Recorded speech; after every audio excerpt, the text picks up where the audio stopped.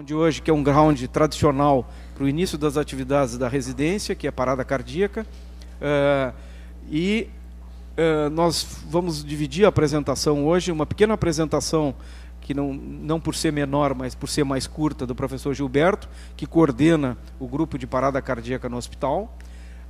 E a seguir nós vamos passar para o nosso convidado palestrante, que é o professor Canezin, que é professor da Universidade Estadual de Londrina, professor adjunto, e que hoje ele assume ocupa um cargo extremamente importante, que é de coordenação, né, do TECA, que é um programa de treinamento em emergência cardiovascular avançada da Sociedade Brasileira de Cardiologia. Ele coordena hoje todo o programa de atendimento à parada cardíaca. Ele tem uma série de coisas novas para nos falar, inclusive de tratamento avançado, hipotermia e outras coisas. Então, Gilberto, 10 minutinhos. Vou tentar falar em 10 minutos. Em julho do ano passado, o então VPM, o professor Sérgio Pinto Ribeiro, me convidou para mim assumir esse grupo parada cardíaca. O grupo foi formado e nós estamos muito envolvidos ainda numa etapa desse programa de qualificação e ressuscitação, tá, que interessa a todo o hospital. Pode mostrar o próximo? Vai. O grupo é esse aqui, o Dr. Henrique Krantz, que está dedicado exclusivamente a esse programa, a doutora Helena Mira, que é da pediatria, que está aqui na frente, a professora Helena Trota, que tradicionalmente os alunos conhecem, o grupo de reanimação aí da escola, né? E a professora Silvia Vieira, que também participa, que também está se juntando a nós, a Ana Paula, que também é da pediatria, a Andrea Cruz e a Ana Rex são enfermeiras aqui do hospital, que estão locadas no serviço de ensino em enfermagem. A Daniela Tur, que é da CGP, e a Michele Savares, que é indicada da VPA. Então, é um grupo excelente. Eu estou muito agradecido a todos, porque eles estão fazendo trabalho e eu só mando pouco, mas mando. Próximo. Esse programa ele tem vários objetivos. Eu vou resumir.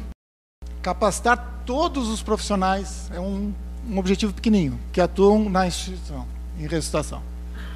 E manter esse pessoal continuamente preparados para atender isso. Então, é um processo que vai durar para sempre. Próximo.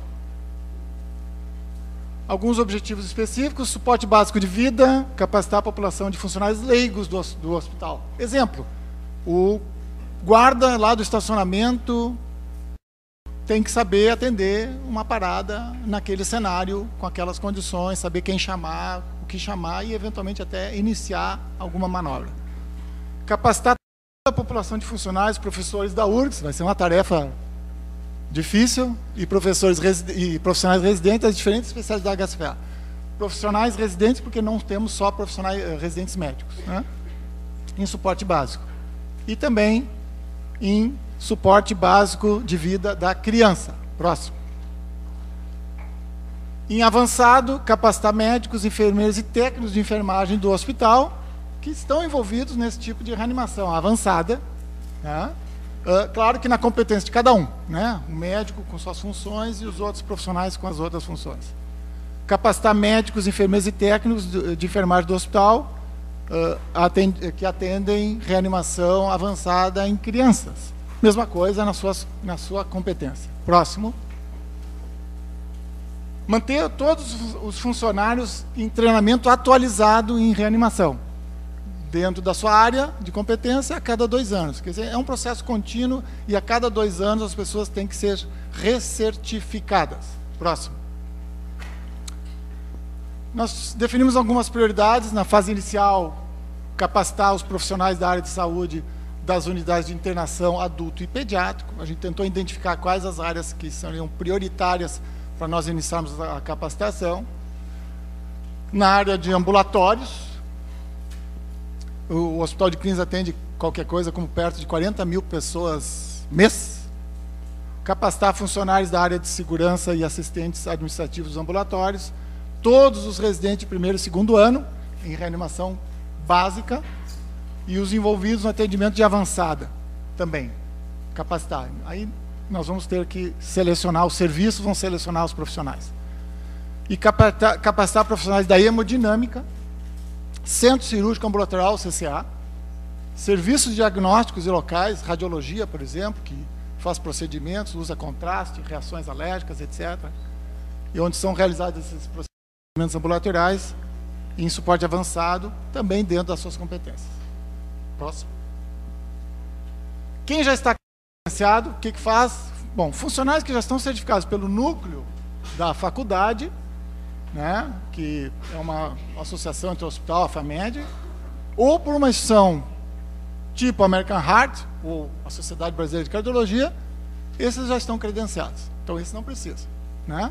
Se eles tiverem uma certificação recente nos últimos 2 anos. Próximo. Onde o treinamento, por enquanto, está sendo feito no Serviço de Educação e Enfermagem, sede, que é lá no subsolo. É uma área temporária, nós estamos esperando a direção nos dar condições de ter um local específico e exclusivo para a gente, inclusive, guardar os manequins e ter mais condições. Próximo. Como é que está andando o programa, então? O treinamento em suporte básico de vida, em manequim individualizado, está andando bem. Profissionais de enfermagem das áreas de internação adulto e pediátrica estão fazendo. Nós estamos providenciando agora o treinamento avançado das UTIs e emergências. O número de profissionais são grupos que são formados, isso ainda é terceirizado, então o hospital vai pagar, né, para pessoas fazerem com empresas que fazem esse tipo de treinamento, credenciadas pela Sociedade Brasileira de Cardiologia e American Heart, né? E ainda vamos iniciar, a partir da semana que vem, o treinamento para leigos, 180 pessoas num prazo bem curto. São grupos de 50, 40, 50 pessoas, e aí estão as datas. Próximo. Também já montamos, está em fase de testes ainda, o ensino à distância, né? Está em fase de implantação. Então, suporte básico de vida para profissionais de saúde, suporte básico de vida pediátrico para profissionais de saúde, suporte básico de vida adulto e pediátrico para leigos, né? Tudo isso em ensino à distância. Aprovados pelo ensino à distância, eles têm que agendar, as pessoas que fizerem têm que agendar o treinamento prático. Só vai ser credenciado, considerado apto para a realização desse suporte após a realização do treinamento prático. É óbvio que só internet em casa não vai dar certificação, não vai dar competência. Próximo. Me faça favor, mostra rapidamente a apresentaçãozinha, a outra de PowerPoint que eu te deixei.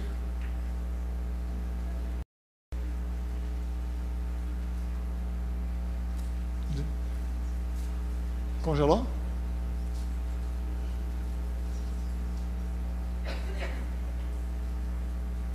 Isso, é só para mostrar eu não vou dar aula com isso. Pode só mostrar um material que já está sendo feito, confeccionado. Vai passando os slides devagarinho.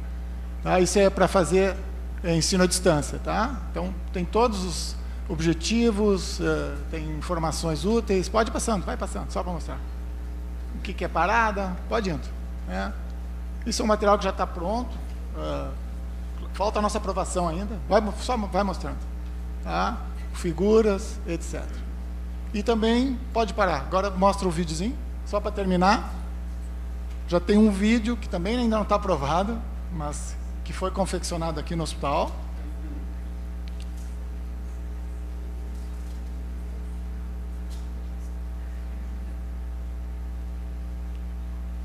Vocês querem fazer o comentário? Professora Eliana, professora Eliana?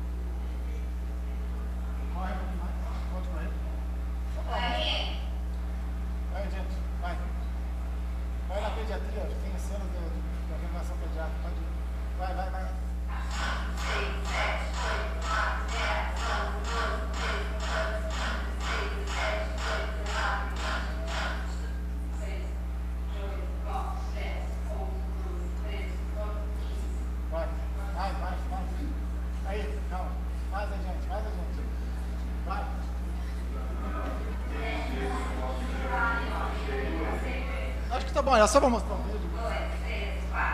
Vamos ver. Aí, pode mostrar aí.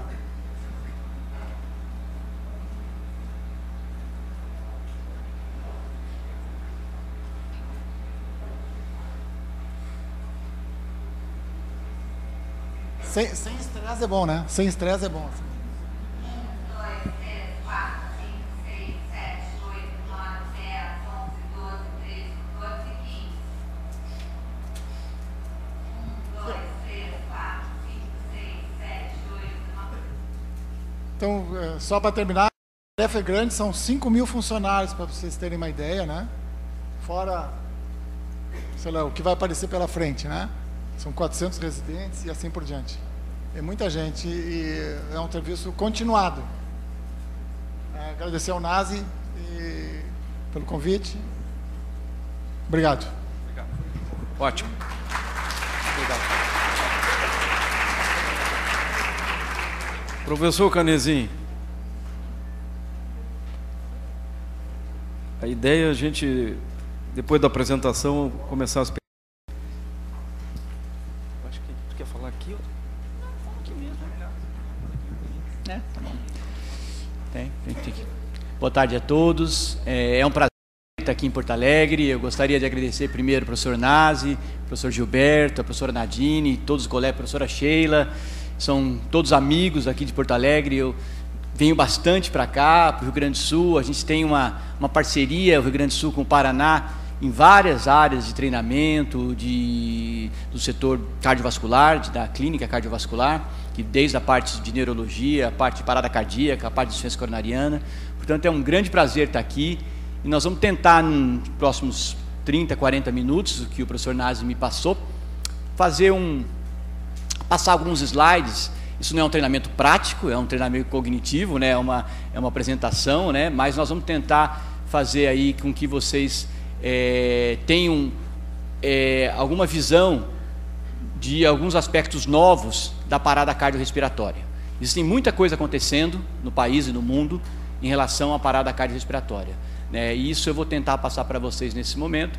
E aí a gente pode discutir um pouco, né, professor Nazi? Abre para perguntas, vai ter um prazer em a gente poder debater um pouquinho isso daí, eu aprender com vocês, vocês também aprenderem comigo, e a gente trocar um pouco de ideias em relação a isso tudo. Combinado? Então vamos lá.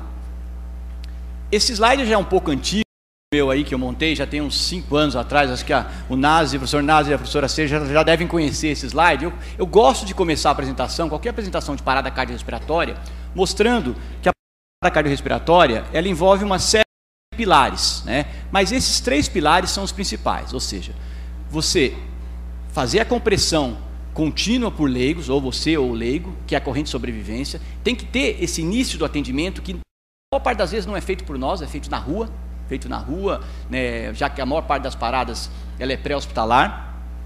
Temos a fase circulatória, aí entramos nós, que é o suporte avançado, que é o médico, é o profissional de saúde, enfermeiro, onde você vai dar todo o apoio logístico de tratamento do suporte avançado, que desde intubação orotraqueal, vai fazer as drogas vasoativas, vai entrar com adrenalina, vai fazer a compressão contínua, vai dar uma droga antiarrítmica, como a amidarona. Então nós chamamos isso da fase circulatória. E agora, mais recentemente, nós estamos cada vez mais dando ênfase para a fase pós-RCP. Eu estava falando com o professor Nazi, me enfiei ali na sala e estava mudando os slides, coisa que a gente faz de última hora realmente, justamente para tentar colocar um assunto extremamente novo, que tem, né, eu tive uma semana, 10 dias do mês passado fora, fazendo um estágio e um treinamento em hipotermia, e realmente eu aprendi bastante, e foi muito legal. E eu vou tentar colocar alguns slides que eu montei, que eu peguei desse estágio,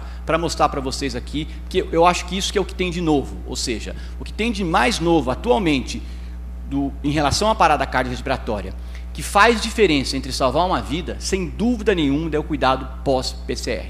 Eu brinco com os residentes lá no nosso serviço, que eles atendem uma parada, né, a gente está lá junto na universidade, e aí o paciente teve o ROS, que é o retorno da circulação espontânea, voltou o pulso, né?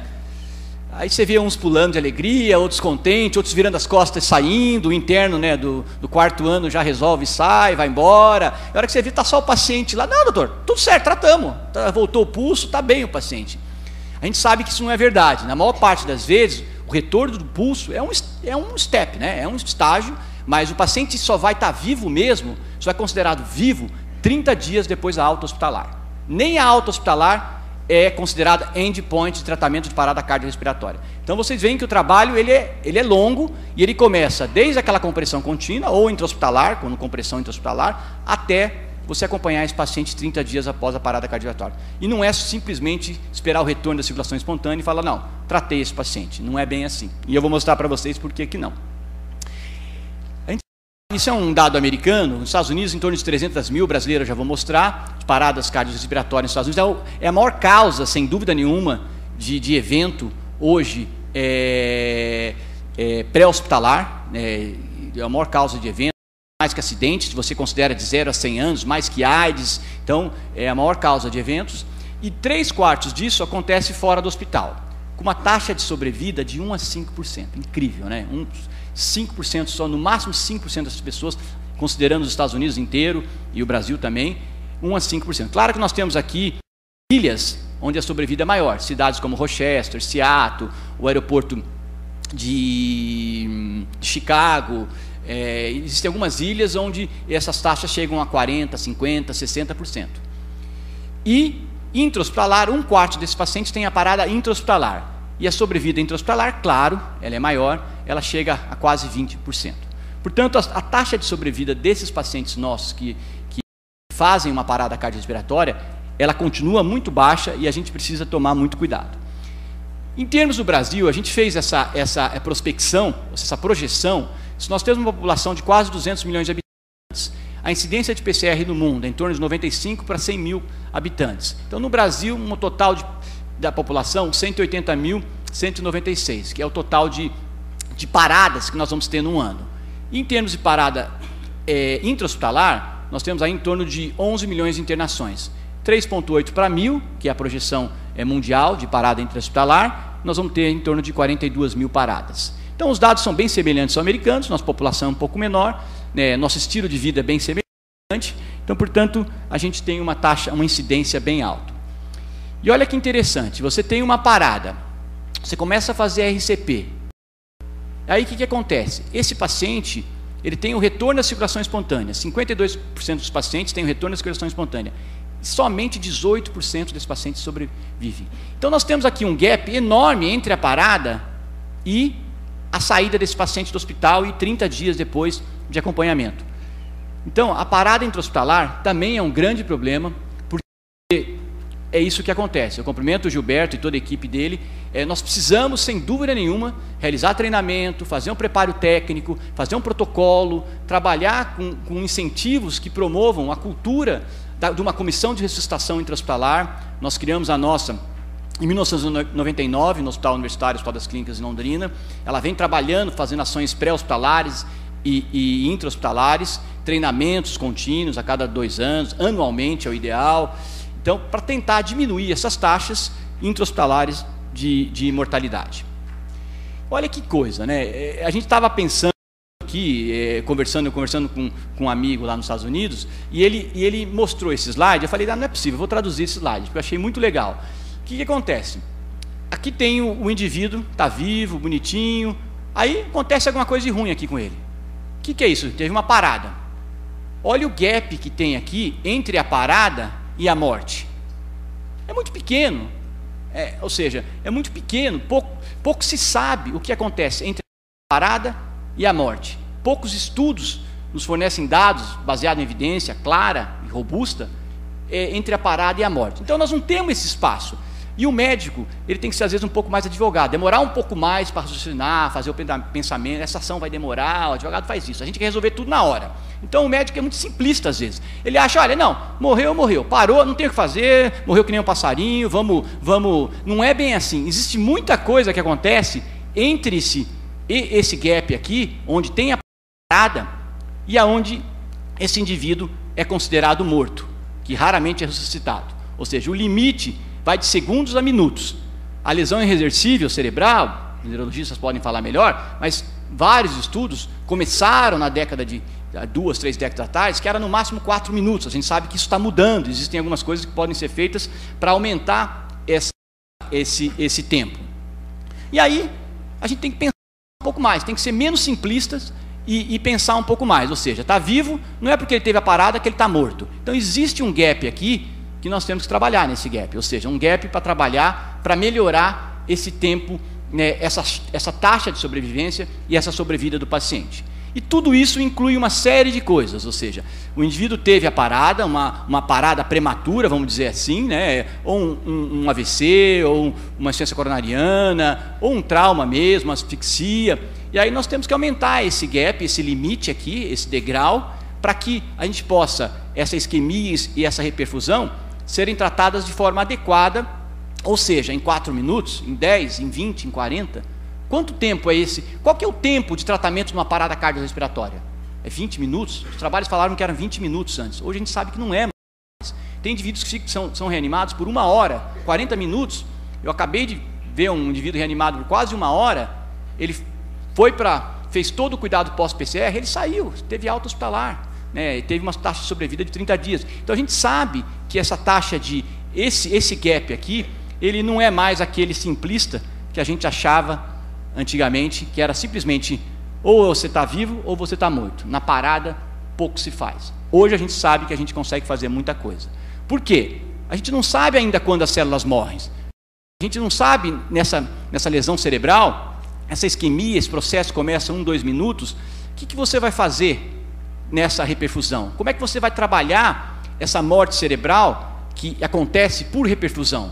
Como é que você impede essa morte cerebral que acontece na reperfusão? Então, isso, o que a gente pode fazer nessa fase, nessa injúria de reperfusão, que ela agora é tão estudada, para nós fazermos com que o nosso paciente saia do hospital com um CPC 1, saia do hospital com uma taxa de sobrevida vivo e com pouca lesão cerebral. É isso que interessa. Também não adianta sair do hospital, né, com uma taxa de perfusão cerebral super baixa, cheio de sequela. Então, nós queremos que ele saia com uma taxa de perfusão cerebral boa, com um CPC bom e com vida, né? Então, isso são estudos que mostram para a gente, né, que é possível fazer alguma coisa. Por exemplo, esse indivíduo tem aqui, numa lesão neuronal, intraisquemia, ou seja, nos primeiros minutos da parada, nos primeiros 5, 10 minutos, ele tem essa reperfusão precoce, de injúria, que nós falamos, que vai até, alguns estudos mostram, até 20 minutos. E aí ele faz uma reperfusão, uma injúria de reperfusão tardia também, que às vezes passa até 15, 20 horas. Por isso que os cuidados pós-parada são importantes. Por isso que eles são tão estudados, e esses cuidados nos vão trazer, sem dúvida nenhuma, uma outra forma de visão de uma parada cardiorrespiratória. E não simplesmente aquela forma fácil de falar, não, parada cardiorrespiratória eu preciso entubar, eu preciso fazer compressão e eu preciso dar choque, uma fibrilação ventricular. Não é tão simples assim.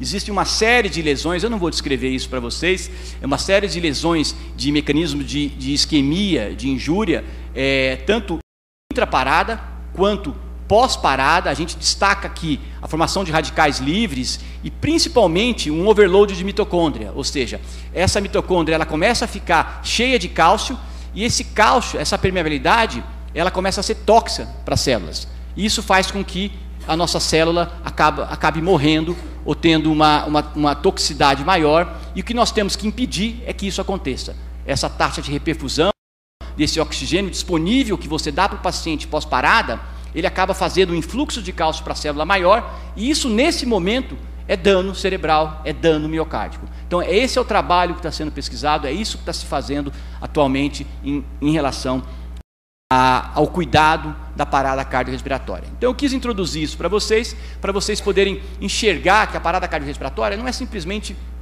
o BCAD que nós fazemos agora. Antes nós fazíamos o ABCD e aprendendo isso está tudo certo, nós vamos tratar a parada, eu fiz a minha parte. Não, nós precisamos fazer um pouquinho a mais para a gente, sem dúvida nenhuma, poder fazer a nossa parte. E com isso, nós estabelecemos esse ano, depois de muito trabalho, depois de praticamente 12 anos de aprendizado, em treinamento, em pesquisa, em diretrizes, nós estabelecemos a corrente brasileira de sobrevivência. Vocês falam, não, mas isso aqui é cópia do Wilcor, é igualzinha da American Heart, é igualzinho. Não, gente, demorou para fazer isso. O cara falava assim, olha, mas o vermelho não está bom, precisa trocar, precisa 3 negocinhos de som aqui, não só 2, tem que ser 3, o som é maior.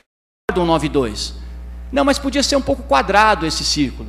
Eu estou falando isso porque, sem dúvida nenhuma, você estabelecer um símbolo que representa uma corrente de sobrevivência, esse símbolo seja nacional, em vez de ter o 192 aqui, antes tinha o 911, a gente pegava a americana, colocava e falava. Daí a gente via alunos, está cheio de aluno ligando. Mas eu estou ligando, eu liguei o 91, ninguém respondeu, não atende, né? Mas, claro, qual a taxa de conhecimento da população geral do SAMU, do telefone 192? É muito pequena, né? Quem trabalha no governo sabe disso. Não chega, às vezes, em certas cidades, 40%, 30% das pessoas da cidade não sabem que se você precisa de uma urgência ou uma emergência, você tem que ligar 192. Alguns ligam 911, porque vem no SOS Malibu, outros ligam 193, porque na cidade dele o bombeiro ajuda também a fazer. Mas como o bombeiro ajuda? Pode ajudar, mas existe um telefone de urgência e emergência médica que vai ser acionado, que tem que ser integralizado, tem que ser único, que chama-se 192. Então as cidades que ainda têm o bombeiro 93, eles podem ser anexados ao SAMU, mas o número tem que ser único. De urgência e emergência médica, o número tem que ser único. Então esse é o ideal. Ou então criar um número que possa servir para qualquer urgência e emergência. Mas essa é uma outra fase que países um pouco mais que tratam a emergência há mais tempo que o nosso já fazem. Então a corrente é essa, todo mundo já conhece, eu não vou ler novamente. Você saber o 192, saber o acesso, fazer a compressão tecnicamente correta, dar o choque, seja ele intra-hospitalar ou pré-hospitalar correto, levar esse indivíduo para uma unidade avançada ou dar o atendimento avançado para ele no local e dar o cuidado pós-PCR. Há 4, 5 anos atrás, há 3 anos atrás, só tínhamos esses 4 elos. Depois do consenso do WILCOR de 2010, o que é o WILCOR? O WILCOR é um consenso onde existem de 400 a 600 especialistas do mundo em emergência cardiovascular que se reúnem anualmente, avaliando todas as evidências científicas baseadas em ciência, estudos randomizados, classificam tudo isso e falam o que é útil, o que não é útil em termos de atendimento de emergência cardiovascular. Então não é um consenso, não é uma diretriz. Aí cada país tira do WILCOR esse consenso e cria a sua própria diretriz.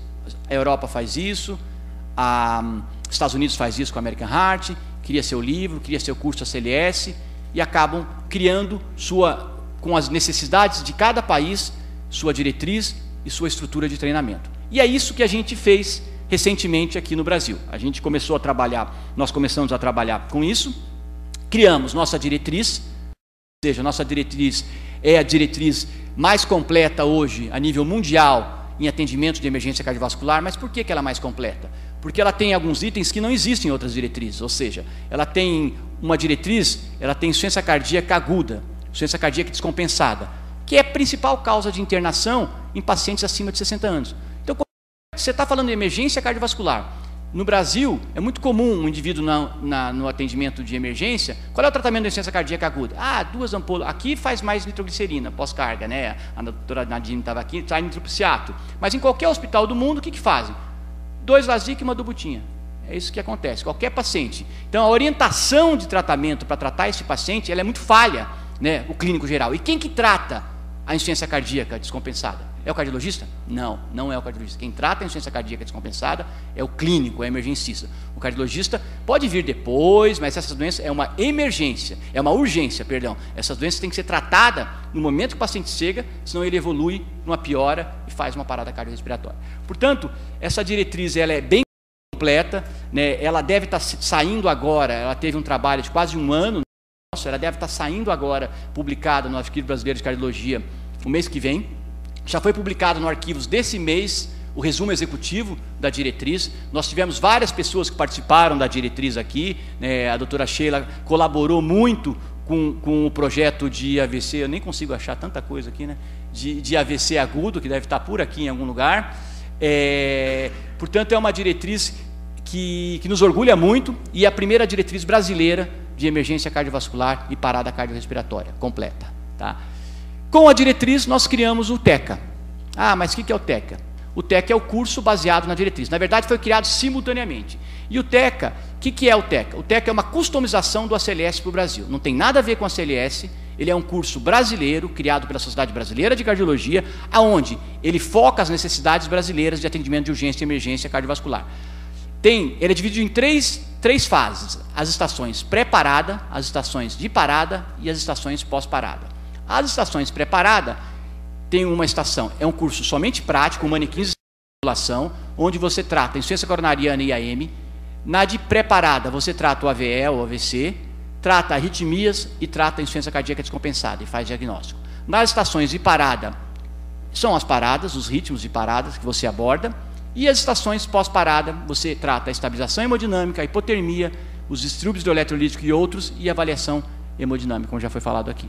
Portanto, nesse curso, né, que tem um material, eu estou fazendo essa propaganda do curso, porque ele faz parte desse processo de treinamento, vocês vão ver logo após. Existe um material de treinamento, já publicado, com 2 livros, né, do TECA-A e do TECA-B, o TECA básico para profissionais de saúde, e o TECA-A, o avançado, que é feito com algoritmos, com todos esses, customizado para a prática, ou seja, que é para médicos, enfermeiros e profissionais de saúde de nível superior, e ele lança os algoritmos brasileiros. Então, para mostrar o primeiro algoritmo que nós temos que saber no tratamento, eu vou passar mais rápido a isso, porque isso muitos de vocês já sabem. Como é que nós vamos abordar um paciente em parada cardiorrespiratória? Sem dúvida nenhuma, você vai fazer o BCH, avaliar a responsividade. Se essa vítima não responde, você não vai mais olhar, ouvir, sentir, ver se ele respira, não interessa mais via aérea para a gente, não interessa, você olha de cima, senhor, ele não responde, o que você faz? Como nós somos profissional de saúde, põe o dedo no pulso e sente o pulso dele. Não tem pulso, 5 segundos, não tem pulso, é uma parada. Ele não mexeu, você olhou, é uma parada. Vai para a compressão. Começa a fazer a compressão forte e rápido, eficaz, e até a chegada do desfibrilador automático ou desfibrilador manual, se estiver dentro do hospital. Esse desfibrilador vê o ritmo, vai chocar ou não vai chocar. Se não chocar, provavelmente é uma PE, é uma AESP ou uma sistolia, você continua fazendo a compressão, se ele não volta, ou choca se for uma FVTV. E a cada 2 minutos, o DEA vai reavaliar o ritmo e você vai trocar quem está fazendo a compressão. Então, esse é o algoritmo de suporte básico do TECA-A. Ou do TECA-B, é o mesmo algoritmo. E por que eu falo isso? Porque eu quis mostrar isso para vocês. Porque a maior parte de nós, médicos, enfermeiros, não sabemos fazer compressão nem ventilação. Por quê? Porque compressão e ventilação é muito básico, né? Não é para nós, é para o aluno do primeiro ano da faculdade. Eu compressão, eu já nasci sabendo, então eu não preciso treinar, né, professor Gilberto? Eu já nasci sabendo, não tem muito que eu aprender com compressão. É isso que os alunos falam para mim na universidade. Os residentes de cardiologia, a hora que eles entram na cardiologia, eles já fizeram 2 anos de clínica. Se a gente coloca eles para fazer compressão, faz um treinamento com eles, eles se sentem ofendidos, extremamente ofendidos, porque é básico compressão. Mas isso é básico, doutor, por que você vai fazer isso comigo? Eu sou avançado, né? Então a gente tem que tirar, o nome é básico, gente, não é porque o indivíduo é básico, né? Claro, o nome é básico, por que é básico? Porque é o que vem antes do avançado, devia ser inicial, né? Em português, a tradução do basic, ela ficou muito ruim, né? Devia ser inicial, devia ser primário também, todo mundo ia pensar primário, ginásio, que é coisa de criança, né? Então a gente tem que tomar muito cuidado com a semântica das palavras, porque parece que não é essencial, e é essencial. Olha o que acontece, essa publicação do Abela aqui, no JAMA de 2005, ele avaliou 401 indivíduos que fizeram compressão por 30 segundos. Olha que coisa. Ele teve aí quase 60 indivíduos que só fizeram 80 a 89 compressões. Ele teve quase 50 indivíduos que só fizeram 70 a 79 compressões por minuto. Ele teve quase 80 indivíduos que fizeram de 110 a 120. Se você faz rápido, o tempo de diástole, de relaxamento miocárdico, não dá tempo de enchimento ventricular. Se não enche o ventrículo, o que não enche, pessoal? Se não encher o ventrículo, o que consequentemente não vai encher, que é importante que encha? Hein? Começa com termina com coronária, né? Então, se não enche o ventrículo, não enche coronária. Aí não enche coronária, o que acontece? Morre, vou fazer mais simples, né? Morre. O limiar de fibrilação, o que acontece? Ele diminui o limiar de fibrilação. Ou seja, para desfibrilar, vai ter que aumentar a carga ou não vai sair da fibrilação ventricular. Aí, se você não desfibrilar, o que vai acontecer? O paciente não vai voltar a ter pulso. Aí, se o paciente não voltar a ter pulso, o que acontece?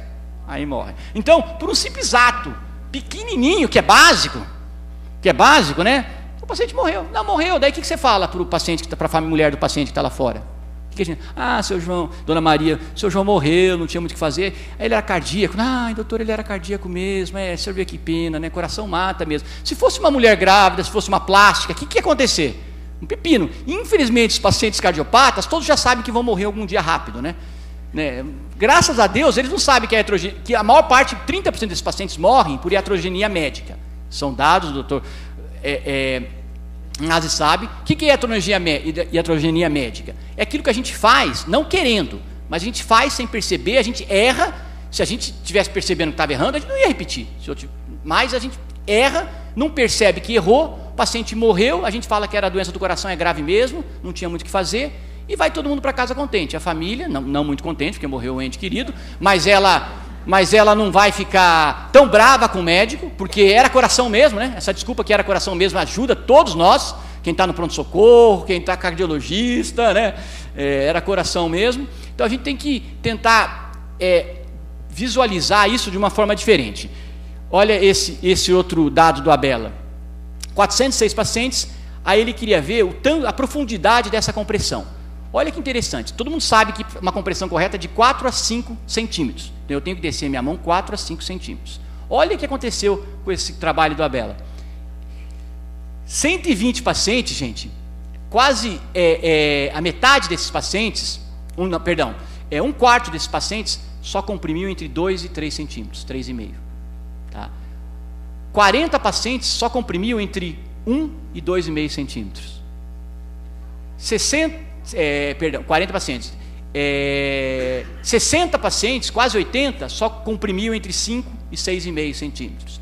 E 20 pacientes entre 6 e 7 centímetros. Ou seja, uma pequena taxa de pacientes só, a média de compressão nesses pacientes, foi de 3 centímetros. Ou seja, quando a gente sabe que o ideal é de 4 a 5. Portanto, é muito difícil. Isso em unidades que as pessoas eram treinadas em suporte básico, que nos Estados Unidos fazem o ACLS e o BLS anualmente, quem trabalha em intra-hospitalar é obrigatório. Nesse hospital na Filadélfia, que é a do Abela, isso acontece, né? Eu estive lá visitando, sem dúvida nenhuma isso acontece, e mesmo lá eles estão com essa defasagem enorme em relação ao tratamento da compressão. Olha a ventilação, que absurdo, pessoal. Desses 45 pacientes que ficaram ventilando, dessas pessoas que ventilaram esses pacientes por 30 segundos, tem que ventilar aqui numa intubação onde era invasivo, onde o indivíduo só ventilava, tinha que ventilar de 8 a 10 por minuto. Olha aqui o número de pessoas que ventilavam entre 20 a 29, quase 180 pessoas desses 450 ventilavam entre 20 a 29 ventilações por minuto. Respiravam, né? Hiperventilavam, as pessoas estão ansiosas, se hiperventilam e hiperventilam o paciente. Aí o que acontece? Só para fazer o raciocínio da hiperventilação, como é que acontece? Você hiperventila, né? Você está aqui numa parada, está entubado esse paciente, ou não está entubado, né? Às vezes, mas quando não está entubado é mais fácil. Por que acontece? É 30 para 2, né? 30 compressões e 2 ventilações. Perfeito. Mas a hora que você passou a via aérea, numa ESP ou numa sistolia, que essa passagem via aérea tem que ser precoce, na fibrilação ventricular a gente sabe que ela pode ser um pouco mais tardia agora. Aí você entubou, a hora que entubou, já vem lá geralmente é o enfermeiro que está atrás da bolsa, mas médico não vai, né? Ou interno do sexto ano, que vai lá com a bolsa, a válvula máscara, né? Porque apertar a bolsa é uma coisa básica, né? Não é importante, né? Daí ele começa a apertar a bolsa ela tem o quê? 1 litro. Quanto que a gente precisa dar de ar para esse paciente? Os vários estudos mostram, 500 ml. Como é que ele aperta a bolsa geralmente? Se é aquelas bolsas antigamente não tem mais, mas eu já cheguei a ver no primeiro, segundo ano da faculdade, eu vi isso, aquela bolsa verde toda aberta, né, que apertava com o pé, com a perna ainda, né, mas não tem mais, acho que vocês não viram isso. Mas tem a bolsa de 1000 ml, a bolsa válvula massa, que o pessoal gosta de chamar de ambu, né, na verdade é a bolsa válvula massa, que o ideal é ser transparente, para não juntar mosquito dentro, nada disso. Aí, o que você faz? Como é que você aperta essa bolsa? O ideal de apertar é com uma mão só até a metade, para dar 500 ml. Como é que nós apertamos? Isso eu faço também quando eu estou ansioso, quando está uma confusão no pronto-socorro, de raiva. Como é que faz isso? Espreme essa bolsa. Você descarrega toda a sua energia, tua angústia, teu pavor, tua vida, né? De ter brigado com a tua irmã, de ter brigado com a namorada, teu marido chegou em casa estressado, aí você aperta. E você vê aquela correria, o pessoal fazendo compressão, faltando medicação, não sei quem gritando. É mais ou menos isso. Então, aí não dá, né, pessoal? Aí o que acontece? Você está mandando quanto de ar para o tórax desse paciente? 1000 ml. Se você está mandando 1000 ml, o que acontece? Às vezes para a pleura um pouco também. Além de ir para a pleura, onde é que vai esse ar? Ele vai para o pulmão. E se esse ar vai para o pulmão, o que dificulta esse ar no pulmão e esse ar? Já que na maior parte das paradas, o paciente não precisa de ar no pulmão. Porque até 7 minutos, a PO2, se você faz uma compressão efetiva, o oxigênio está circulando, não precisa de ar. Se é uma ESP ou uma sistolia, precisa de ar. Mas se é uma fibrilação ventricular, que é as nossas maiores, o maior número de paradas, não precisa de ar. Aí o que acontece? Esse ar vai, 1000 ml, vai para o pulmão da vítima lá, coitado do seu João, que a dona Maria está esperando lá fora. E aí?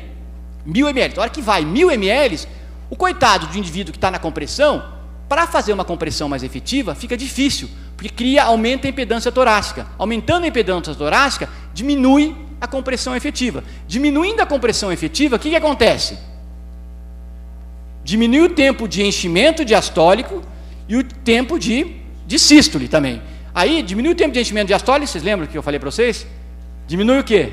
Perfusão coronária. Diminuindo a perfusão coronária, o que acontece? Diminui o limiar de fibrilação. Diminuindo o limiar de fibrilação, o que acontece? Diminui o retorno do pulso à circulação espontânea. Diminuindo o retorno do pulso à circulação espontânea, o que acontece? O paciente morre. Está sempre morrendo. Que engraçado, né? Então, justamente isso, porque uma pequena coisa, naquele momento que não era importante, que a gente enxergava que não era importante, o paciente morreu. E o paciente morrendo, o que acontece? A gente vai lá fora, ó, seu João morreu, era doença do coração grave mesmo, o seu João viu Dona Maria chora, te abraça, vai para casa e não tinha muito o que fazer, mas tinha o que fazer, né, pessoal? Isso que a gente tem que entender, tinha o que fazer.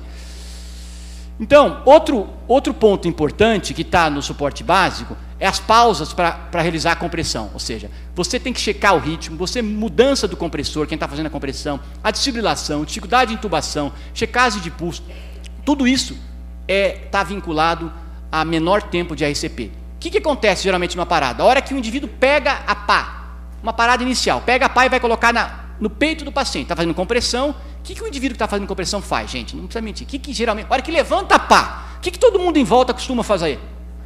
Ergue a mão, acham que é uma arma, né?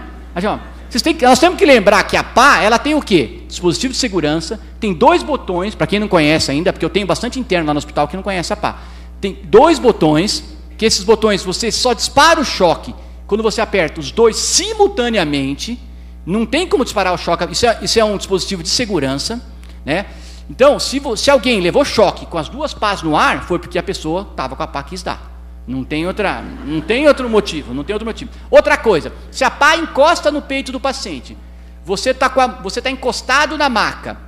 Eu nunca vi ninguém morrer, não tem artigo nenhum descrito na literatura, ninguém foi jogado a mais de 5 metros na parede, porque estava encostado na maca. Então, o que acontece muito? Ergueu a pá, você vê gente correndo para cá, gente correndo para lá, gente correndo...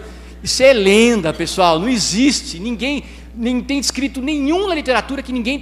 Eu não sei se alguém já viu algum tomar choque. Eu já vi um interno lá que estava quase embaixo da mesa, tomou um choquinho, mas o choquinho foi assim, doutor, choque de 200 joules. Então, quer dizer, ninguém viu ninguém morrer, não fez... Então, a gente tem que começar a cair um pouco mais na realidade para entender mais esse mecanismo, né? Então, e olha que interessante, a hora que você treina as pessoas, olha o que acontece.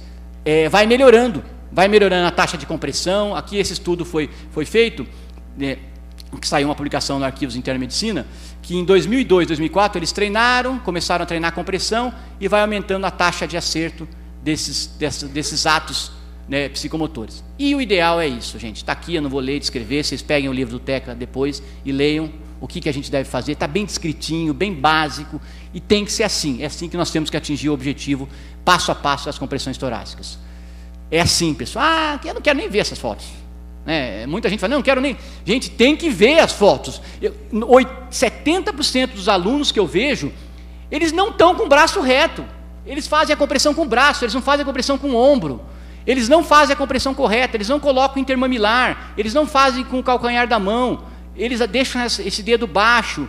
Quer dizer, então, é uma série de erros básicos. Eles não descem 4 a 5 centímetros, não sobem 4 a 5 centímetros, não fazem 100 por minuto. Então, tem que praticar. É o que o professor está fazendo aqui, que sem dúvida nenhuma. Existem esses pontos-chave, são os pontos-chave do Teca, eu só trouxe alguns para vocês verem em relação à apresentação do Teca. Aí a gente não pode fazer isso, né, gente? Isso é uma foto, sem dúvida nenhuma, de uma universidade nos Estados Unidos, né? Que lá acontece também isso, né? É trágico, lá acontece isso também. O que a gente não pode é deixar isso acontecer com a compressão, deixar isso acontecer com a ventilação e acontecer dessa forma. Esse é o algoritmo do suporte avançado. Eu não vou ler para vocês, escrever, isso está no livro também, não é função minha vir aqui e ler o slide, o algoritmo do TECA, isso está... Só a única coisa que eu quero colocar para vocês, a diferença do algoritmo do TECA para o algoritmo que tem de outras entidades europeias ou entidades ou americana, ou American Heart, ou Comitê Europeu, é que no algoritmo avançado do TECA, nós colocamos também os cuidados pós-PCR junto, ou seja, suporte ventilatório, hemodinâmico, neurológico, metabólico, cateterismo precoce, se suspeita de insuficiência coronariana aguda, e mesmo se não suspeita, né, o CAT tem que ser precoce, primeiras 24 horas, paciente pós-parada, a não ser que ele levou um trauma, a não ser que ele foi atropelado, a não ser que ele, né, tenha outra causa clara e evidente, senão é CAT nas primeiras 24 horas. E hipotermia terapêutica para os pacientes comatosos. Todos os pacientes comatosos, hipotermia terapêutica. Eu até brinquei lá com o colega, os neurologistas, Sheila me corrige, com o colega neurologista da Filadélfia, mas você faz em todos os comatosos, e como é que você avalia? Nós, cardiologistas, somos muito ruins em fazer escala de NIH, né, essas coisas neurológicas. Como é que você avalia isso, né? Não, eu mando levantar o dedo. Se levantar o dedão, levanta o dedo, né, faz positivo, não fez. Daí ele pede também, o que ele pede? Aperta a minha mão, Sheila, aperta a minha mão. Não apertou? Hipotermia nele. Essa é a escala dele, dedão é apertar dedo. Não tem, eu falei, mas que escala é essa, né? Eu perguntei, que escala é essa? Ele falou, essa é a nossa escala aqui dentro do hospital. E tem funcionado. Eu, ótimo, porque eu não sei se eu posso passar isso, a Sheila depois me corrige, mas eu falei, vou falar, quando eu começar a falar no Brasil isso, que é uma escala, para cardiologista é boa, para neuro não pode, né? Mas para nós somos cardio, então é mais ou menos isso, pessoal. Estou brincando, viu? Mas o que aconteceu isso lá, aconteceu. A Sheila vai ficar brava comigo depois. Esse não é um algoritmo, é um algoritmo de memória que nós criamos para lembrar as coisas importantes do suporte avançado. Olha aqui o que é importante, entre outras, eu não vou ler para vocês, mas, por exemplo, a capnografia quantitativa, que é em forma de onda. Se essa PET-CO2 for menor que 10, você tem que melhorar a RCP. Então, você tem que colocar um capnógrafo quantitativo no momento que você está fazendo a RCP desse indivíduo. Por que também? Porque se esse indivíduo volta rapidamente, esse PET-CO2 aumenta mais que 40, é um sinal que retornou o pulso. Então, tem algumas medidas aqui que são novas, desses últimos 3 anos, que são necessárias, que implementam a qualidade da RCP. E nós temos que saber isso, sem dúvida nenhuma. Esse é o ponto-chave do algoritmo de suporte avançado, eu também não vou ler isso, todo mundo já sabe isso, e isso está no livro, né, do TECA A, bem explicadinho, bem didático, bem organizado. Mas eu gostaria de falar rapidamente, começar a falar um pouquinho, para a gente finalizar, da hipotermia. Então, dos cuidados pós-parada, que é o que tem de novo, que é o que a gente está tentando agora fazer para aumentar essa taxa de sobrevivência dos pacientes em 30%, 35%. E não começou há 3, 4 anos atrás, com os 2 maiores estudos, o HACA Trial, o estudo do Dr. Bernard, não começou com esses 2 estudos. A hipotermia, ela começou, felizmente, com o Dr. Peter Safar. Para vocês mais novos que não sabem quem é o Dr. Peter Safar, ele é o pai da ressuscitação. Ele que ensinou a fazer compressão, ele que falou que compressão era importante. Então ele lançou esse manualzinho já há algum tempo atrás, em 64. Né? A maior parte de nós não éramos nascidos. Né? E aí o que acontecia? Ele falava que tinha que fazer o ABC, ele falava que tinha que fazer uma droga, 2 drogas, olha que interessante. Epinefrina, que não tem nenhum estudo clínico, epinefrina, porque não dá para você fazer epinefrina e não fazer epinefrina. Quem quer no grupo que não vai receber epinefrina? Ninguém, né? Então não dá para fazer estudo clínico, já está feito em rato. E o que acontece? Bicarbonato, naquela época ele fazia muito bicarbonato. Daí a gente descobriu depois que o bicarbonato dá acidose paradoxal e acaba matando mais, né? Se bem que tem gente até hoje que faz bicarbonato. E falou que era importante um eletro. Eles faziam eletro, não tinha monitor, eletro de fita, né, na época. Botava lá o eletro, fazia a fita para ver que ritmo que era, se era fibrilação. E eles não consideravam, às vezes, né, muito choque, consideravam pouco choque, sabia que tinha que fazer o choque. Fluido, falavam que era importante fazer corticoide, fazer destran, fazer corticoide, solução salina, e já falava em hipotermia, porque ele enxergava que você tinha que, de alguma forma, parar não chamava de isquemia de reperfusão, né? Reperfusão tardia, isquemia, ele não chamava isso, ele chamava de você tinha que parar a produção de toxina corpórea, vamos dizer assim. Ele já imaginava isso. Então, começou com o Dr. Peter Safrar. E isso mostra que a taxa de parada intra-hospitalar, perdão, quando o indivíduo para fora do hospital, esse exemplo aqui, o indivíduo parou, 100 pacientes pararam. Desses 100 pacientes, 40 pacientes só retornam com o ritmo de retorno da circulação espontânea. Tem pulso, voltam com pulso depois de feito ressuscitação pré-hospitalar. Só 40 pacientes, então uma queda de 60%. Aí a hora que o indivíduo está no hospital, 40 desses indivíduos estão no hospital, o que acontece com eles? Só 10 pacientes sobrevivem no hospital. E só 5 sobrevivem a 1 ano pós-alta hospitalar. O que acontece? Olha que dado interessante. 75% desse descenso de morte, desse número de mortes, acontece dentro do hospital. Ou seja, morre-se mais dentro do hospital do que fora do hospital. Ou seja, então, o que nós precisamos fazer? Nós estamos errando mais do que os leigos. Nós estamos fazendo menos pelos nossos pacientes dentro do nosso hospital do que os leigos fazem fora do hospital. Então, alguma coisa tem que mudar. Nós precisamos implementar outras estratégias para tratar melhor nosso paciente pós-parada. Nós temos que fazer isso. Nós trabalhamos a maior parte no hospital, os residentes quase todos trabalham dentro do hospital. Nossa medicina é muito hospitalista ainda, certo ou errado, não vamos julgar isso, mas a gente tem que mudar um pouquinho isso. O aspecto da hipotermia. Portanto, a gente precisa criar uma curva de aprendizado para fazer hipotermia, nós clínicos, né? Como os cirurgiões criam essa curva com cirurgias. 3 estudos iniciais saíram, um estudo austríaco e australiano, esses são os 2 maiores estudos. Esse estudo, doutor Idris, foi um estudo, não foi multicêntrico, foi um estudo pequeno, focado mais em atividade elétrica sem pulso e assistolia, mas esse estudo austríaco, o RACA, que foi o principal, e o Dr. Bernardi, o australiano, foram estudos interessantes, que mostraram para a gente, sem dúvida nenhuma, que a hipotermia ela é necessária e a partir de agora ela tem que ser feita em todos os pacientes pós-parada cardiorrespiratórios que fazem positivo ou apertam sua mão. Depois a Sheila me fala. Então não tem outra saída, né? E esses estudos foram multicêntricos, randomizados, foram estudos com publicações em grandes revistas. E o RACA Trial mostrou para a gente o seguinte, que desses pacientes que fizeram hipotermia, dos pacientes que fizeram normotermia, que chegaram vivos no hospital, esses estudos foram pré-hospitalares, ou seja, o indivíduo teve uma parada pré-hospitalar, ele foi iniciado a RCP só com as mãos, chegou o suporte avançado começou a fazer, deu todo o aporte de suporte avançado, e esse indivíduo foi levado para o hospital. Chegou no hospital, algumas começaram até pré-hospitalar, esse indivíduo começou a ser feita hipotermia nele, ou seja, por um período aí que variou nos 2 estudos, que na maior parte foi de 24, no estudo RACA Trial, 24 horas, no Bernard, 12 horas, com temperaturas entre 33 graus nos 2 estudos, 34 foi no Idris, mas a temperatura variou entre 32 e 34 graus, e ele mostrou uma taxa de sobrevida nos pacientes que fizeram hipotermia de 5,83%, quanto os que fizeram normotermia no RACA Trial.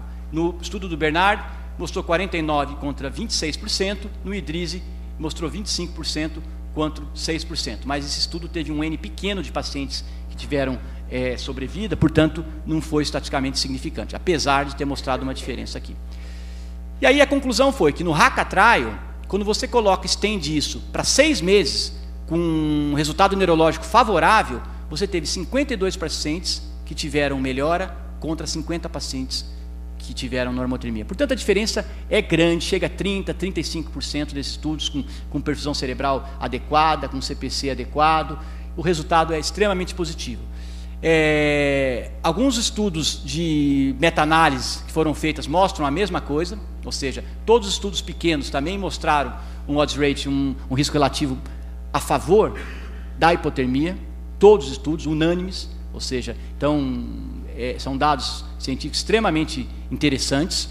E interessante também, esse estudo mostrou recentemente que essa network existe, né? O pessoal tem feito nos Estados Unidos, nós não temos ainda como entrar nisso, Os efeitos adversos para fazer hipotermia. Todo mundo acha que é muito difícil, o paciente efeito adverso é um monte, a neurologia coloca como sendo convulsão, tremor, que é péssimo o paciente ter convulsão e tremor. A cardiologia coloca como tem hipotensão, diminui a função ventricular. A infectologia coloca que aumenta o número de pneumonia, aumenta mesmo o número de pneumonia. A cardiologia fica maluca porque quer colocar marca-passo. Os pacientes fazem frequência cardíaca, quando você baixa a temperatura deles para 32, a frequência cardíaca vai igual à temperatura, chega a 32 também. Você fala qual que é a frequência, qual que é a temperatura, fica igual as duas, né? Você não sabe, os pacientes só que está em ritmo sinusal. A gente viu um paciente lá na Filadélfia com uma frequência de 35. E não tem que colocar marca-passo, não tem que colocar nada, porque não adianta você colocar marca-passo. A hipotermia que está fazendo isso. Então tem que acompanhar a hemodinâmica desse paciente, como é que está. Como é que está a pressão dele, como é que está a perfusão dele, é basicamente isso. Então você vê que não tem grandes sangramentos, né? Então é possível fazer. Bradicardia 13%, sangramento significativo 4%, e infecções e crises de tremor e convulsão é comum também. Esse é o aparato que foi utilizado, a bomba que foi utilizado no Haka Trial, uma bomba de perfusão de REPS, ou seja, você com circulação de ar, ligado a um termômetro vesical ou esofágico, onde o cálculo da temperatura é feito a cada 5 segundos, a cada 4 segundos, para você ter a indução das fases da hipotermia. Outros modelos de hipotermia podem existir, modelo periférico, toalhas geladas, cobertor estéreo, mas o melhor modelo, sem dúvida nenhuma, é o modelo controlado, onde você pode ter um termômetro controlado e um equipamento, que nem aquele equipamento de diálise, que ele controla, ele reaquece e esfria o paciente de acordo com o controle da temperatura corporal. Isso é importante porque quanto menor a variabilidade térmica do nosso paciente, menor a chance de eu dar infecção, de eu ter tremor, de eu ter disfunção de coagulopatia, de eu ter uma série de efeitos colaterais. Então, portanto, a constância da temperatura a 33 graus nas 24 horas, na indução, que ela deve ser o mais precoce possível, a indução. A indução é a fase onde você está resfriando. O indivíduo chegou para você com parada, vamos resfriar. A indução, se ela for em 1 a 2 horas, ótimo, se você conseguir fazer ela. Você começa com soro fisiológico a 4 graus, coloca os equipamentos. Se você conseguir induzir esse paciente a 32 graus ou 33 graus, deixar ele por 34 horas, 32 graus exatos ou 33 graus exatos, a chance de efeito colateral dessa hipotermia ela é muito menor do que aquele paciente ter uma variabilidade térmica maior. Por isso que a hipotermia induzida com equipamento, ela é melhor que a induzida sem equipamento. Mas não impede de nós começarmos a fazer uma hipotermia tupiniquim, que é o quê? É soro fisiológico 4 graus, gelo em dobras, termômetro esofágico ou termômetro vesical, resfriar o paciente, só isso já dá resultado melhor. Talvez a taxa de sobrevida não seja 35%. A taxa de perfusão cerebral não vá para melhor a 35%, 33%. Mas se você der 15% desse paciente que não tinha nada, se você der 10% desse paciente que não tinha nada, ele está quase morto, está pós-parada, comatoso, ele não vai sair. Se você, eu não tenho equipamento de hipotermia, eu não tenho nada aqui, né? Eu não tenho nada. Eu tenho experiência de um colega no Brasil que está fazendo, lá no hospital, acho que eu sempre falo esse exemplo, que é interessante falar, o Baruzzi, lá, o Dr. Baruzzi, ele está fazendo lá no hospital Boimirim, que é um auxiliar do Einstein, ele fez em 40 pacientes já lá. Eu encontrei outro dia com o Barulho, ele falou, Corinthians, eu saí, cansei. Ficava tudo molhado, a UTI, a enfermaria, tudo molhado, cheio de gelo, vazando, parecia um lago, né?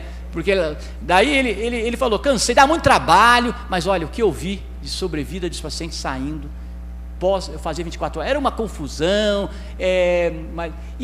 essa mesma fala que eu ouvi do Baruzzi, eu ouvi do colega há 10 dias atrás da Filadélfia. Ele falou, se eu não tiver nada, ele falou, olha, tente fazer alguma hipotermia que é melhor. Claro, né? A gente quer oferecer o melhor para o nosso paciente. Nós não vamos fazer de qualquer jeito, nós não vamos fazer sem treinamento, isso não é certo, a gente sabe disso. Mas, para dizer para vocês, a melhora que existe você fazendo a hipotermia. É isso que acontece, você começa a resfriar na primeira fase de indução, aqui está como 8 a 12 horas, mas o ideal é que seja em 2 a 3 horas, tem a manutenção e tem o rewarming, que ele é em 24 horas. Não precisa ser isso, pessoal, não é isso a hipotermia. Eu estou mostrando isso porque assusta, tu não vê? Não, hipotermia, olha, é um pepino, não dá para fazer, porque olha o que tem de aparelho aqui. Não é bem assim.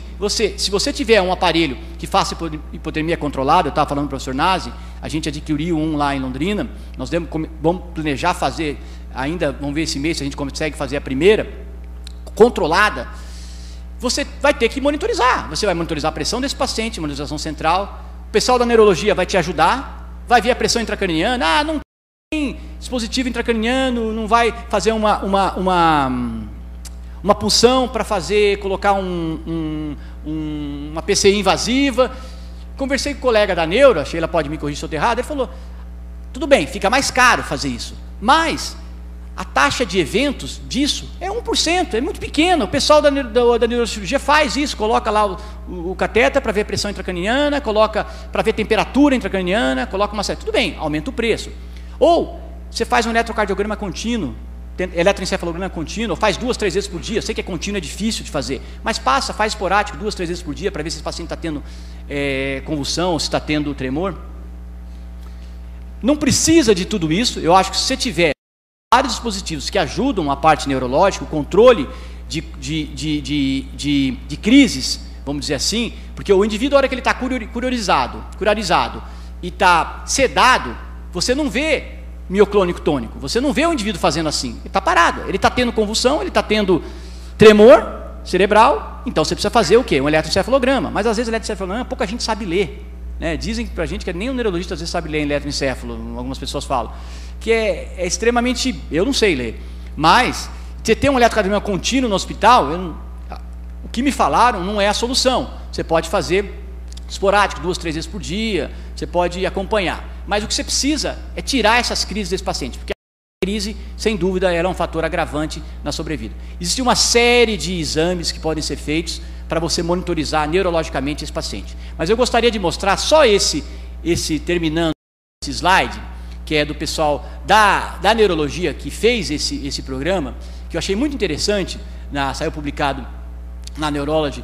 em 2009, que mostra como tratar um paciente com retorno espontâneo da circulação. Então ele coloca a estabilização hemodinâmica, coloca a avaliação neurológica, que é aquela do dedão de apertar a mão que eu coloquei, não é bem essa, mas ele coloca a avaliação cardíaca, ele coloca a hipotermia, induzir em 24 horas, reaquecer 12 a 24 horas depois, então você induziu em 2, 3 horas, deixa 24 horas e você reaquece por 12 a 24 horas. Então no total aí você vai ter aí quase 3 dias nesse processo.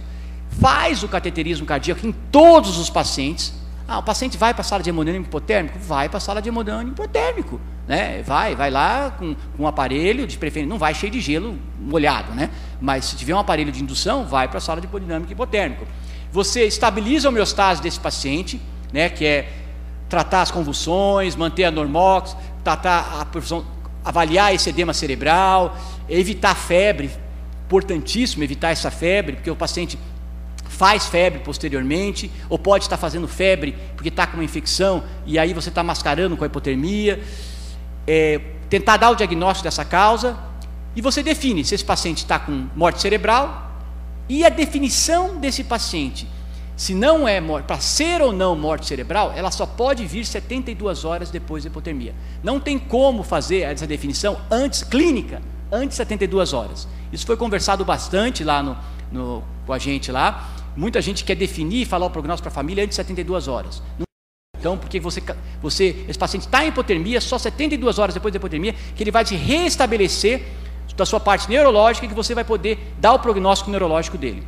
E aí sim você discute o prognóstico final, se está com morte cerebral, se tem prognóstico bom, estuba, e se esse paciente precisa ter um prognóstico que vai ter que ficar mais tempo internado, traqueostomia. Então são essas horas aqui, 0 a 6 horas inicialmente, 6 a 72 horas na unidade vascular ou unidade de tratamento intensivo, e aí essa transição é posterior de 4 a 14 dias.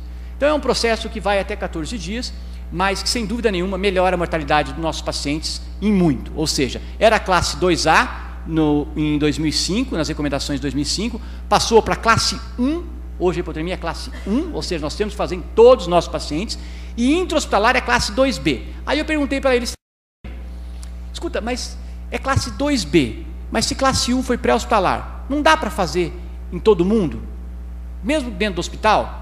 Vira classe 1? Ele falou, Canenzinho, dá sim. Na verdade, a gente está fazendo em todo mundo. Mas por que é classe 1 hoje? Porque só tem 2 estudos pré-hospitalares. Não dá para transformar, mentir na literatura, né? Medicina. Mas Na prática, é feito em todo mundo, intra-hospitalar ou pré-hospitalar. Não muda nem um pouco, né? E a indicação hoje, clássica, é em parada cardiorrespiratória, para edema cerebral pós-trauma, quando você não controla com outras medidas, e encefalopatia e hipóxia. E grandes estudos saindo e começando a produzir infarto, em AVC, insuficiência coronariana, uma sepse, uma série de coisas. Mas essas 3 primeiras que eu falei, já é indicação estabelecida da hipotermia. Portanto, os cuidados pós-RCP, hipotermia, cuidado hemodinâmico, né, cateterismo de intervenção e uma avaliação neurológica precisa e acompanhamento desse paciente.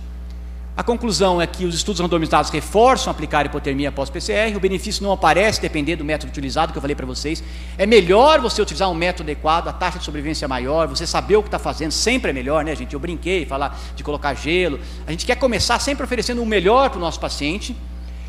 Medicina baseada em evidência mostrou que o protocolo atual, que nós estamos fazendo hoje, é 12 a 24 horas, eu tiro até o 12 aqui, passo para 24 horas de hipotermia, a fase de manutenção, reaquecimento de 12 a 24 e a indução até 2, 3 horas, a 32 e 34 graus. Entre 32 graus, 33 graus. A gente sabe que abaixo disso é problema, os efeitos colaterais, se controlados, são toleráveis, ou seja, não precisamos temer muito isso. E para tudo isso nós temos um treinamento, né? Eu gosto de mostrar sempre esse slide, né? Porque os residentes aí, se alguém de vocês viajaria num avião que tivesse lotado, o piloto nunca pilotou, mas o copiloto, perdão, nunca pilotou, mas ele que ia pilotar hoje. Aí o piloto fala o seguinte para ele: olha, pessoal, nós vamos viajar agora, boa tarde, 300 passageiros atrás, e o copiloto John vai ser a primeira vez que ele vai pilotar, mas não se preocupem que eu estou ao lado dele e eu vou orientá-lo. Tudo que ele fizer, eu vou orientando, vou falando para ele. Acho que todo mundo saia correndo desse avião, né? Ninguém, segura, não, estou descendo. É a mesma coisa que acontece nas emergências, infelizmente, né? Eu lembro, na minha, era assim, há 10 anos atrás, chegava o residente fazendo o R2, ficava vendo o R1 fazendo a primeira vez. Falei, não, aperta mais, não, faz adrenalina agora, não sei o que. E o R1 lá, coitado, perdido, né? Não sabia onde ir, não sabia. Então a gente tem que mudar esse sistema, sem dúvida nenhuma, isso que o professor Gilberto está fazendo aqui, tem que se expandir para várias áreas, né? Não é simplesmente para ressuscitação, tem que fazer em todo tipo de treinamento de emergência cardiovascular e até mesmo não emergências, né? Os tempos mudaram, né? É mais ou menos isso. Nós já temos. Olha quantos tem aqui, cada um tem sua função específica, né? Eles dão uma limpada no carro, não sei se lavam o carro, fazem tudo em 8, 7 segundos. Quer dizer, é incrível isso, né? E a gente ainda engatinhando para formar uma equipe para fazer um atendimento correto de uma doença, né? Então é realmente. E a ideia é mais ou menos essa: você ter a corrente brasileira de sobrevivência, reconhecer, fazer RCP, desfibrilar, suporte avançado, os cuidados pós-RCP, sempre envolvido em treinamento, né? Ter um registro para isso, nós temos poucos registros no Brasil, ou seja, ter a qualidade nesse atendimento e ter treinamento contínuo, ou seja, você está sempre treinando esses elos todos, né? E é mais ou menos isso que a gente começou há 10 anos atrás, lá no Paraná, lá em Londrina. A gente tem uma série de problemas, tivemos uma série de problemas, esse é o último slide, mas você tem que envolver a população, você tem que fazer programas hospitalares, que está sendo feito aqui, e pré-hospitalares. Eu acho que esse programa que está sendo feito aqui, ele pode ser expandido pré-hospitalarmente, né, para tentar fazer fora do hospital, porque é o hospital que contamina o município, né, e ter uma UTI especializada em pós-parada. Não dá mais para... Não dá para um paciente ter parada lá em... Qual que é o bairro mais distante daqui, Inácio? Um bairro distante... Bonfim. E ter o hospital lá do lado em Bonfim e levarem o paciente para o hospital lá em Bonfim. Não dá. Tem que trazer o paciente para cá, porque aqui é especializado. Então não dá para mais acontecer isso. Eu acho que precisa ter unidade especializada em tratamento pós-parada para poder conduzir todo esse processo. Muito obrigado, pessoal.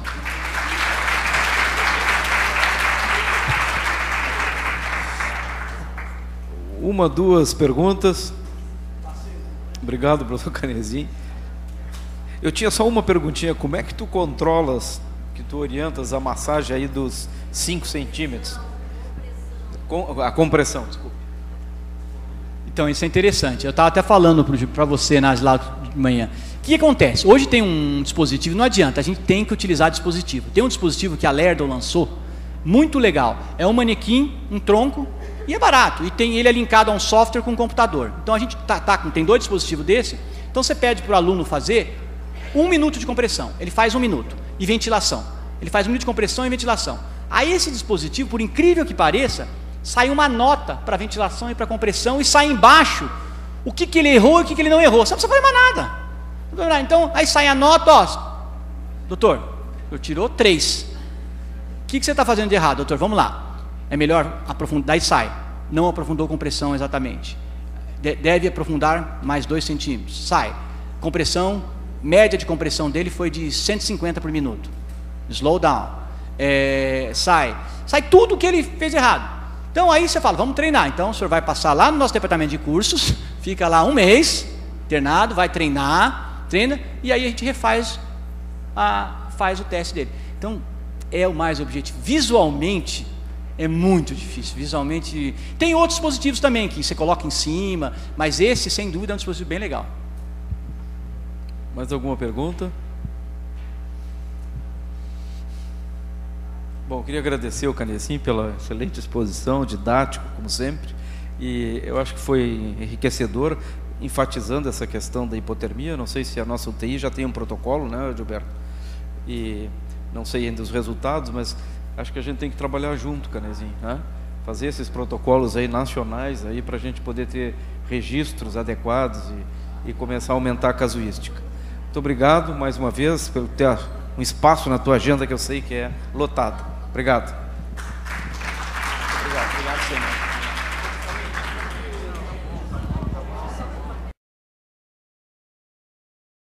Obrigado, professor Canecim.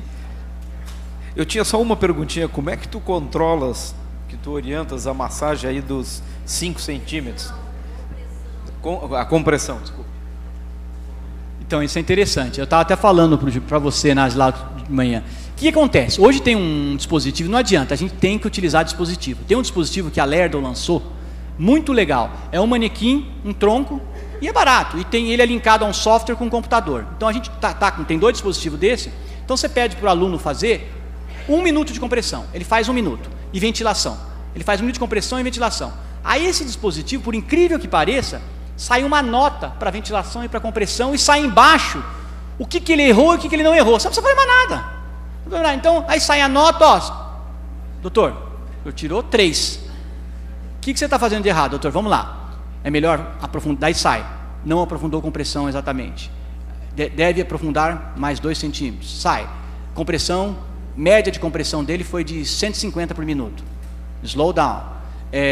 Sai tudo o que ele fez errado. Então aí você fala, vamos treinar. Então o senhor vai passar lá no nosso departamento de cursos, fica lá 1 mês, internado, vai treinar, treina, e aí a gente refaz faz o teste dele. Então é o mais objetivo. Visualmente é muito difícil. Visualmente tem outros dispositivos também que você coloca em cima, mas esse sem dúvida é um dispositivo bem legal.